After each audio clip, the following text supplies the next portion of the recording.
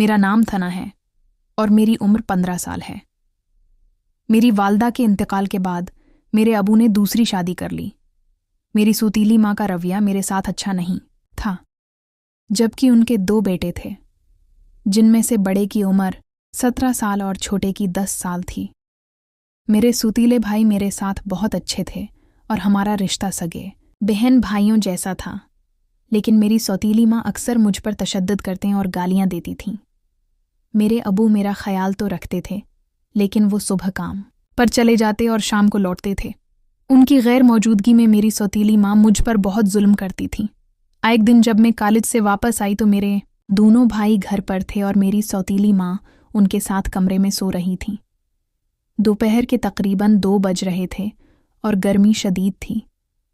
मैंने अपनी सौतीली माँ से खाना मांगा तो उन्होंने कहा, आज तुम्हारे लिए कुछ नहीं बचा, भूखी ही सो जाओ। ये सुनकर मैं अपने कमरे में जाकर रोने लगी। थोड़ी देर बाद मेरा बड़ा सौतीला भाई असद मेरे कमरे में आया और मेरे आंसू पूंछने लगा। मैं उसकी हमदर्दी की वजह समझ नहीं पा रही थी कि इतने में मेरी सौतीली माँ कमरे में आ गईं और मुझ पर इल्ज़ाम लगाते हुए चीखने लगें कि मैं उनके बेटे असद को वरगला रही हूँ। ये सुनकर मेरे पैरों तले ज़मीन निकल गई। शाम को जब अबू घर आए तो मेरी माँ ने उन्हें सारी बात बढ़ा चढ़ाकर बताई, जिस पर मेरे सोगे बाप ने मुझे इतना मारा कि मेरी हालत मरने वाली हो गई। अगला दिन इतवार का था, इसलिए भाई घर पर थे, लेकिन अबू काम पर चले गए थे।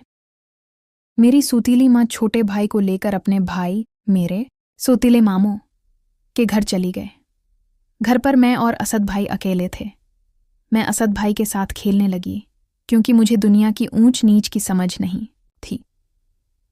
खेलते खेलते असद भाई ने कहा कि आओ हम दौल्हा दुल्हन का खेल खेलते हैं।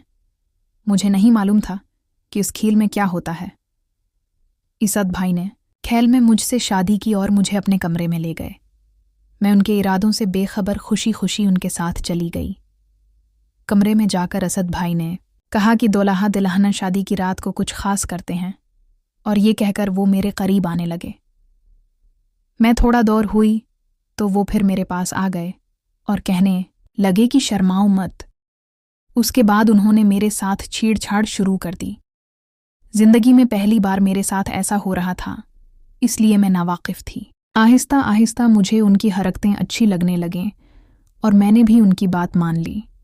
अगरचा मेरे दिल में ये ख्याल आ रहा था कि मैं अपने भाई के साथ गलत कर रही हूँ, लेकिन इस वक्त असद भाई ने मुझे उस कदर मजबूर कर दिया था कि मैं इनकार न कर सकी और उनकी ख्वाहिश पूरी कर दी। इस वाक़ये के बाद मुझे असद भाई की आदत सी हो गई और मैं हर वक्त उन्हें अपने पास देखना चाहती थी। लेकिन मेरी सौतीली माँ का मंसूबा कुछ और ही था। वो मुझे और असद को एक साथ पकड़वाकर मेरी शादी करवाना चाहती थी, ताकि मैं हमेशा के लिए उस घर और उनकी नज़रों से दूर हो जाऊं। एक दिन जब अबू काम से छुट्टी पर थे और उम्मी भी घर पर थीं, असद मेरे कमरे में आए और मेरे साथ वही सब करने लगे। मैं तो पहले ही इस सब की आदी थी, इसलिए मैं खामोशी से इन का साथ दे रही थी। इतने में मेरी सौतीली माँ ने अबू को बुला लिया और वो हमारे सर पर आ खड़े हुए। अबू ने मुझे और असद को इस हालत में देखा तो गुस्से से मुझे मारना शुरू कर दिया। इस वाक़ये के सिर्फ 10 दिन बाद अबू ने मेरी शादी एक नाबीना लड़के से कर दी। आज मैं अपने शौहर के साथ बहुत खुश हूँ।